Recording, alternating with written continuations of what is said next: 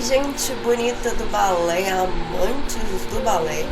Meu nome é Camila, sou uma cubana que está morando aqui no Brasil. Sou atriz de profissão, mãe de um bebezinho e dona de uns quantos gatos. Bom, o vídeo de hoje vai ser um pouco diferente, pessoal. Primeiro eu quero pedir desculpa pela minha voz, assim, tão terrorífica que está.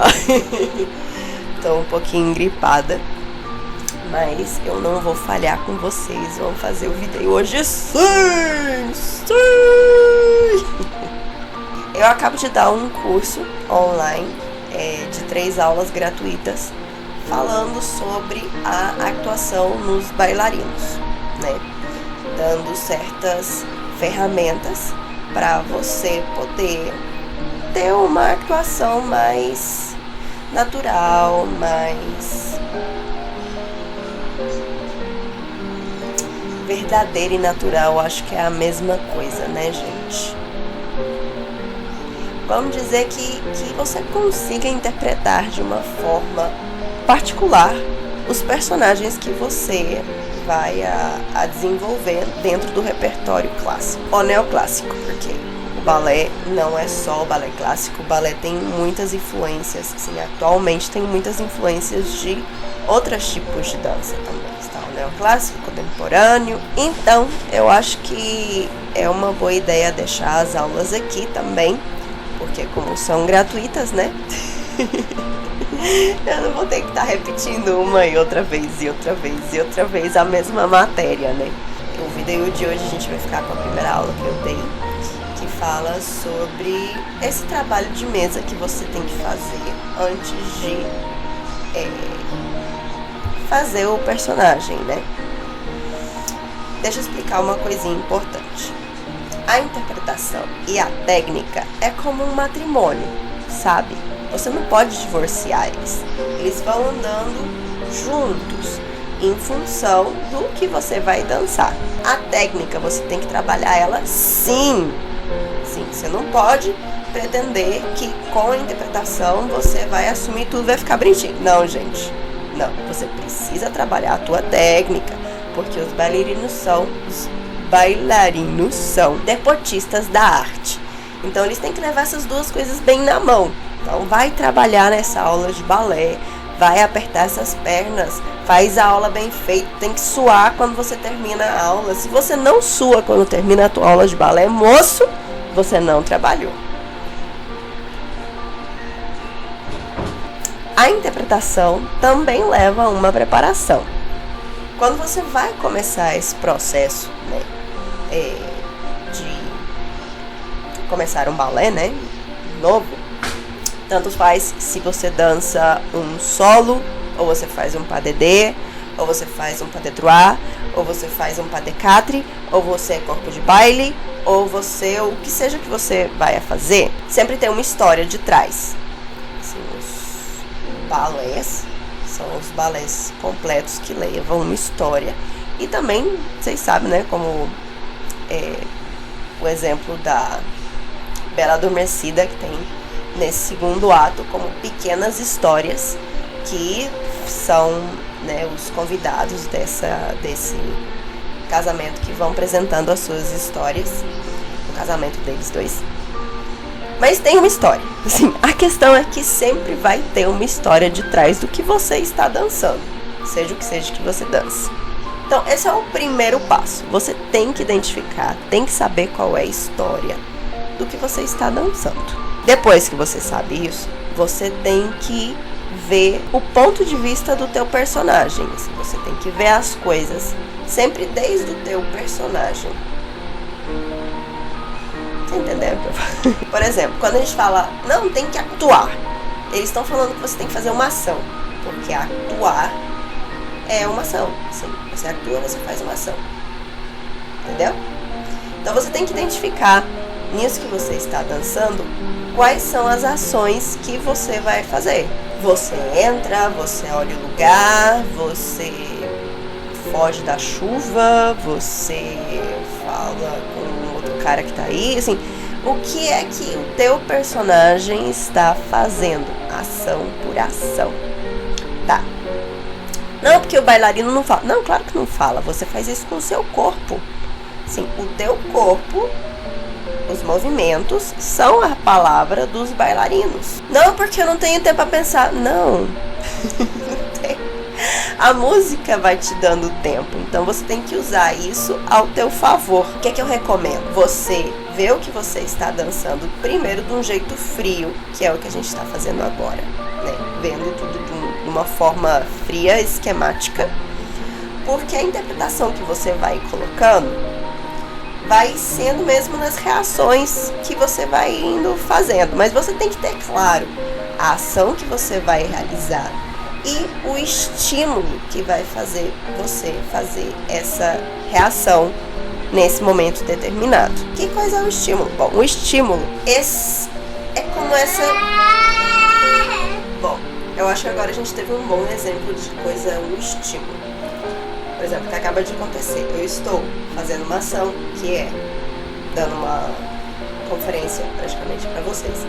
Escutei o choro do Fernando, então eu peguei ele, coloquei ele no colo. Qual foi o estímulo da ação que eu fiz? Foi o choro do Fernando. Então, o estímulo sempre vai vir mediante um sentido. Ou é alguma coisa que você viu, alguma coisa que você escutou, que você cheirou, que você sentiu. Esse estímulo que vem a partir dos sentidos vai fazer que você faça essa ação. Por que isso é importante? Porque a gente não vai pela vida atuando assim, sem pensar. Tudo que a gente faz na vida normal tem um estímulo, tem um porquê. Às vezes é um pensamento, ou uma ideia que você teve. Ou às vezes é verdade que a gente também na vida, às vezes a gente atua de forma automática. Mas quando você vai levar isso pro cenário, tem que estar bem marcado, gente. Porque a cena é a fim e a cabo. Fim e a cabo? Eu acho que eu acabei de falar portunhol aqui com vocês. É, a fim de contas, uma síntese bem resumida da vida. Então, vamos fazer um pequeno resuminho, tá? Para ir mais diretamente ao ponto. Por que eu tento enfatizar tanto que você tem que fazer as coisas de uma forma esquemática? Gente, porque o primeiro do bailarino, o primeiro que você tem que chegar é a técnica. Você tem que saber a coreografia. Você tem que ter os passos medianamente, você me entende, né? Melhor possível. Esse negócio é um trem difícil. E uma vez que você tem isso, então você começa a colocar vida nessa estrutura que você já tem, sabe? Ah, tem outra coisa importante. No balé, também tem partes que se são como mais diálogos, né? Que você tem essas ações como muito claras e é um diálogo com outros personagens. Tem outra forma também. É como se você estivesse dizendo o que você está sentindo com o movimento. Assim, você está dizendo tudo que, é isso mesmo, você está dizendo o que você está sentindo. Por exemplo, vou colocar 2 exemplos aqui. O padedê de Quebra-Nozes, quando eles são coroados como rei e rainha do mundo das maravilhas ou país açucarado, enfim, desse mundo mágico. Dependendo da versão que você está dançando, esse mundo pode ter um nome diferente. Enfim, a questão é que esse padedê está falando sobre a coroação deles. Está falando sobre que venceu o bem sobre o mal. E também é como uma metáfora do crescimento da Clarita, né, da Clarinha, eu acho que se fala assim em português, Clarinha, que ela deixa de ser uma criança, deixa de ser uma menina e se transforma em uma mulher. E não em qualquer mulher, gente, uma rainha, com coroa e tudo incluído. E o Quebra-Nozes, que deixa de ser um boneco, que era a maldição que ele estava nesse momento, ele deixa de ser um boneco, e se transforma em um príncipe maravilhoso.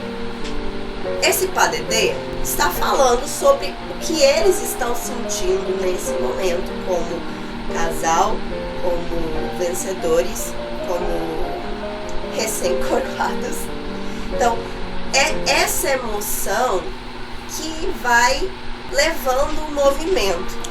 Outra coisa importante que eu não posso deixar de mencionar é a relação entre os personagens. Vamos dividir ela em duas categorias. A primeira é a social. Sim. É mãe e filha, é rainha e escrava, é o príncipe e a princesa, é uma plebeia e um cara da realeza. Assim, socialmente, qual é a tua posição? Né? Social e familiar, né? A outra categoria é a emocional, que não é que seja mais importante, mas é a que vai estar predominando todo o tempo que você vai estar dançando. Assim, sempre que você for olhar para esse personagem ou interactuar com ele, essa relação, a relação emocional, sempre tem que estar presente. Um tipezinho aqui para ajudar.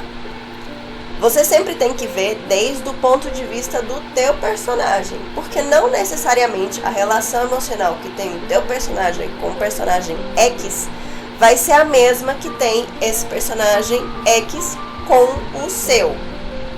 Entendeu? Por exemplo, vamos com Quebra-Nozes, que eu tava falando dele no exemplo anterior. Vamos com a Clarita e o Quebra-Nozes, né? Sim. Socialmente, é uma menina que acaba se transformar em uma mulher, tá? Estamos no PADD. E é coroada, né? Então, qual seria a relação da Clarinha com o Quebra-Nozes? Quanto mais sintetizada esteja a tua relação, melhor. Assim, em uma palavra, qual seria a relação dela? Vamos dizer que ela está apaixonada por ele. Então, sempre esse sentimento é o que vai estar fazendo ela se relacionar com ele. Assim, sempre que ela olhe para ele, que ela se relacione com ele. Essa relação tem que estar presente. No caso do Quebra-Nozes, então, pode ser que a relação emocional, né, que tenha o Quebra-Nozes com a Clarinha, assim, sim, ele está apaixonado por ela, mas pode ser admiração.